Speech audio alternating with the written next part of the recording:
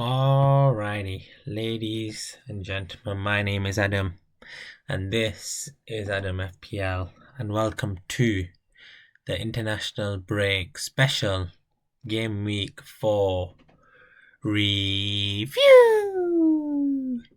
And it's the first green arrow of the season, 54 points, finally, and I think it's interesting because most of my points have come from probably the cheapest guys in my team, which I wasn't planning on doing, which is absolutely fantastic. So yeah, I'm just gonna go through my team this week, probably go through some of my longer term plans. I'm not gonna do a preview. I'll save that for closer to the game week. But yeah, let's go through that this week. So I decided to keep Cole Palmer. That's the first thing. The reason being is to carry 3 transfers into the international break. Now the thing is, obviously Alexander Isak has joined Liverpool. There's been quite a few other transfers as well, so it's given me time to digest them transfers and see who's going to be fit in 2 weeks' time and who's going to be ready to start. So I think 3 transfers is quite handy this week. Still, I'm not ready to wildcard. I know that's probably first thing is, are you going to wildcard? No, because I think 1, my team is in an okay position. 2, I still don't know who I want right now, which I think is a big thing. So yeah, at the moment I'm not going to wildcard, and I'll go into what my potential plans are with wildcard later on. So let's start off. Robert Sanchez in goal, 6 points, very nice. I think he's been really good at 5 million. Good option. I probably would keep him if I wasn't going to wildcard. Decent fixtures coming up. No complaints there really. Pedro Porro, they lost to Bournemouth at home, but he made 12 defensive contributions, which got us 2 extra points, which isn't too bad. Konza, they lost 3-0 to Palace. Aston Villa attack I've still got faith in, but the defence, to be honest, is an absolute shambles at the moment, so probably going to stay away from the defence. And then we've got Murillo against West Ham at home.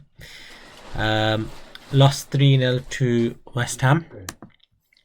And yeah, again, 5.5 million. Is he worth that value?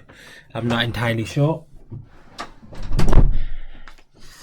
But yeah, I think I'm going to keep him again. The reason being is they have Burnley away, Sunderland home in 5 and 6. So I don't see the point of getting rid of him right now.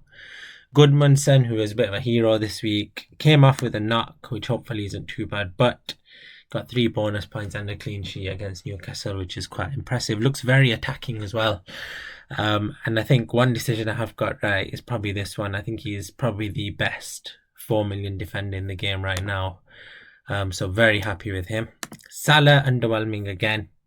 3 points. I think I'm going to look at, again, I want to look at these next 2 fixtures, Burnley away, Everton home, see how he does in them too, and then we'll take it from there. But I'm hoping for some returns in the next 2. Arsenal at home is a tough fixture anyway, so I'll forgive him for that. Rodgers, again, underwhelming. Probably somebody I might be looking to move on. He's been quite poor, to be honest. Everton away, I don't think is that bad. I think defensively they've been quite poor. So I'm going to keep him this week again. Then it's Sunderland away as well. So yeah, I think I'm going to hold for the time being with him. Florian Wirtz, again, another underwhelming performance. Looked okay against Arsenal. Had a few moments, but nothing extra special. But again, he's got Burnley away, and I feel like he'd be a great option this week. Then we got Dewsbury Hall. The hero this week came back with a whopping 12 points. Very good. 5 million. Everton look quite good in attack, to be honest, this season. That front 4 is interlinking really well. Dewsbury Hall, NDI, Grealish, and Beto up top. So yeah, I'm going to, again, quite happy with that pick. João Pedro, again, probably the one consistent player in my team this season. 9 points, very respectable. Looks like a steal at 7.5 million. And then Watkins captain. I rolled the dice and went for Watkins. Unfortunately, Palace absolutely battered him. But again, he looked decent. He had a couple of chances, and no player has taken more shots than Ollie Watkins in the first 3 game weeks. And I just look at the fixtures coming up. Everton away. Everton have been poor defensively. Sunderland away. I think that's an okay fixture. Fulham home might be a bit tough. Burnley home is a nice fixture as well. A lot of people transferring him out, but I want to persist and I want to keep the faith in Ollie Watkins. Dubravka, De Kuyper, and who's gone back to Chelsea, which now means I have 4 Chelsea players. If I make a transfer in the next week, I need to take out one of my Chelsea players. In terms of the team this week, it looks okay. I probably need a defender. But yeah, in terms of long-term plans, this is where I'm at the moment. So if I look at my squad at the moment, the players that in the immediate term that I want to get rid of are probably Konza, Cole Palmer if he's not fit. I want to upgrade Jew, which I'll come to why I want to do that very shortly. And then maybe one more, but those are the 3 players that I want to get rid of at this moment in time. Now the reason being why the plan is I'm going to downgrade Palmer, so I'll probably somebody like a Semenyo, who looks really good this season. Brighton home coming up. Then we've got at the back, so I'll have freed up 3 million there, so then I can go for a 7.5 striker. So there's a few options here. I can go for Richarlison, Wood, Gyökeres, Mateta. Mateta looks good. I think Sunderland home, West Ham away, but let's say I did something like that. And then that gives me 4.9 to mess around with a defender.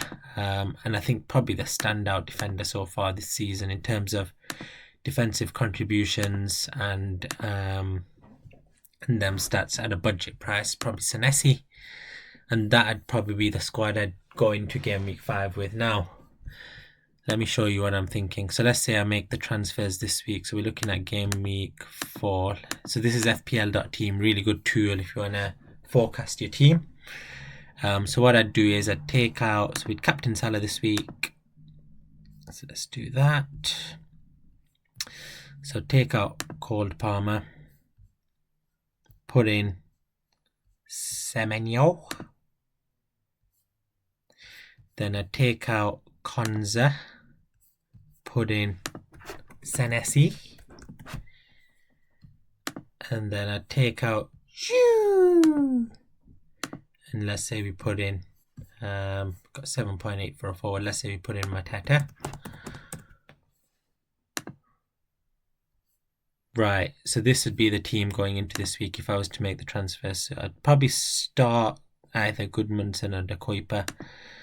Start Senesi, start Parole, probably bench Dewsbury Hall and put in Mateta and put Dewsbury Hall as first sub. So that'd be how it looks this week. And then next week, what I'd do is if I go to the next game week, so game week 5, I think the team looks relatively strong for a bench boost. So the starting 11 is fine. And then what I'd do is I'd probably, De Kuyper I'd keep, Murillo, Burnley away I'd keep.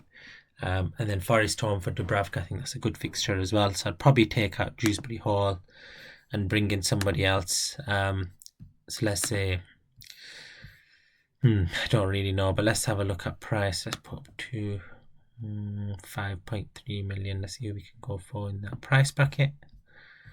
So we've got Onana, Ayari. Let's see who's got good fixtures this week.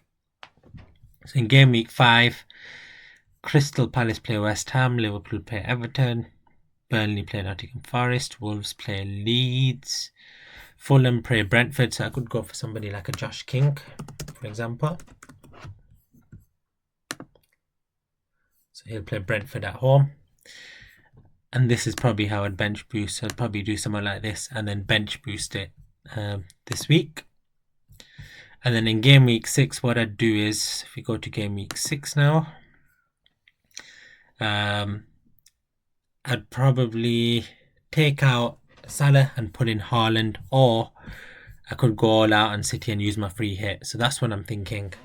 And then possibly wildcard in game week 7. I think that's where I'm at the moment, depending on my team. But I think my team looks strong in game week 7, so I might hold out a bit longer. But yeah, that's the long-term plans. I think definitely I'm looking at bench boosting next week, and then we'll take it from there. But yeah, that's the team. Thanks everybody for watching, and this has been Adam FPL. Until next time, peace.